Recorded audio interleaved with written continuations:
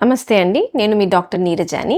ఈరోజు నేను చెప్పాలనుకుంటుంది చిన్న పిల్లల్లో జ్వరంతో పాటు వచ్చే ఫిట్స్ గురించనమాట. మూర్ఛ. దీన్ని ఫెబ్రైల్ సీజర్స్ అని అంటారు. దీని లక్షణాలు ఏంటి అంటే మామూలుగా 6 నెలల వయసు నుంచి 5 సంవత్సరాల వయసు వరకు మధ్యలో ఉన్న పిల్లల్లో కొన్నిసార్లు జ్వరం వచ్చినప్పుడు 100, 101 దాటే టైంకి ఫిట్స్ వస్తాయన్నమాట. ఇవి ఎట్లా ఉంటాయంటే సడన్‌గా స్పృహ తప్పి పడిపోవడం, ఒళ్ళంతా టైట్ అయిపోవడం, చేతులు కాళ్ళు కొట్టుకోవడం, కొంతమందిలో నాలుక కొరుక్కోవడం కానీ, నొరగ రావడం, పాసు పోయడం, కళ్ళు పైకి తేలేయడం ఇట్లాంటి లక్షణాలతో వస్తాయన్నమాట. కాకపోతే ఇది జ్వరంతో పాటు వచ్చే ఫిట్స్ ని మనం మూర్ఛ వ్యాధి కింద లెక్కలో కట్టాం. ఎందుకు అంటే ఇది అంత మూర్ఛ వ్యాధి అంత భయపడాల్సిన రోగం కాదు కాబట్టి, ఇది అంత టెన్షన్ పడాల్సిన అవసరం లేదు ఈ రోగంలో. ఎందుకు అంటే మామూలుగా ఇది జ్వరంతో పాటు వచ్చేది 5 ఏళ్ళు బిడ్డ దాటేటప్పటికల్లా తర్వాతకి ఫిట్స్ అనేది మళ్ళీ లైఫ్లో రాకుండా సెట్ అయిపోతాయి. చైల్డ్ ఎదుగుదల కానీ, బ్రెయిన్ షార్ప్నెస్ కానీ ఇవేవి మనకి డ్యామేజ్ అవ్వవు ఈ ఫిట్స్ వల్ల.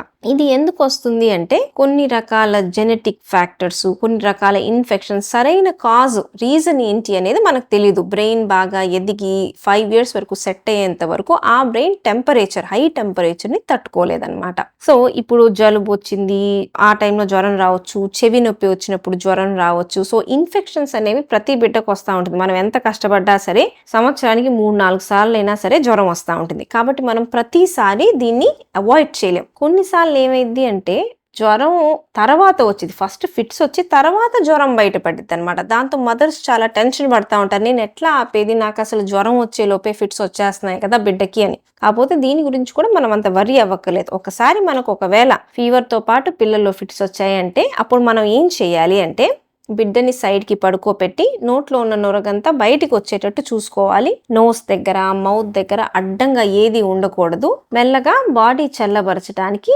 తడిగుడ్డ తీసుకొని తుడుస్తూ ఉండాలి. నార్మల్గా 5 minutes కల్లా ఫిట్స్ అనేది తగ్గిపోతాయి. 5 minutesకి కూడా తగ్గట్లేదు అంటే వెంటనే హాస్పిటల్కి మనం తీసుకెళ్ళాలన్నమాట. సో ఇట్లా సంవత్సరానికి 1-2 సార్లు వస్తూ ఉన్నా కానీ రొటీన్గా మనం వరి అవ్వాల్సిన అవసరం లేదు. దీనికి మెడిసిన్స్ తీసుకోవాల్సిన అవసరం కూడా ఉండదన్నమాట. స్కాన్స్ చేయాలా, MRI చేయాలా, EEG చేయాలా అంటే బేబీ బాగుంది, ఎప్పుడో ఒకసారి ఫీవర్తోనే వస్తున్నాయి, ఎదుగుదల బాగుంది, 5 minutes లోపు ఫిట్స్ తగ్గిపోతున్నాయి అంటే ఇట్లాంటి పిల్లల్లో ఇన్వెస్టిగేషన్స్, పరీక్షలు చేయాల్సిన అవసరం కూడా ఉండదన్నమాట.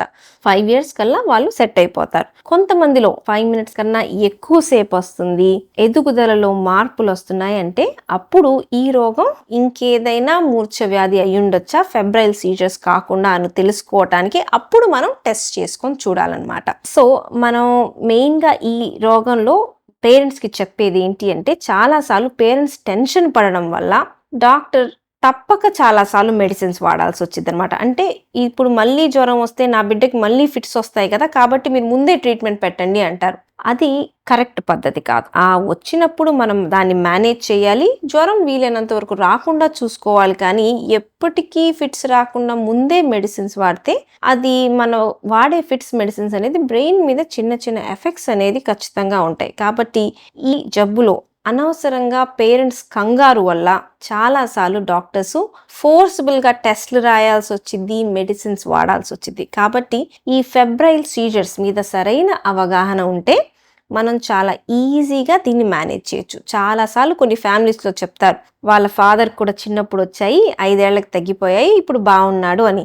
ఇప్పుడు నెక్స్ట్ బేబీకి కూడా అంతే, వాళ్ళ ఫ్యామిలీలో ఎట్లా ఉందో అట్లాగే కొన్ని ఇయర్స్, 5 years వరకు ఉండిద్ది, తర్వాత బేబీ అబ్సల్యూట్లీ నార్మల్గా ఉంటారు.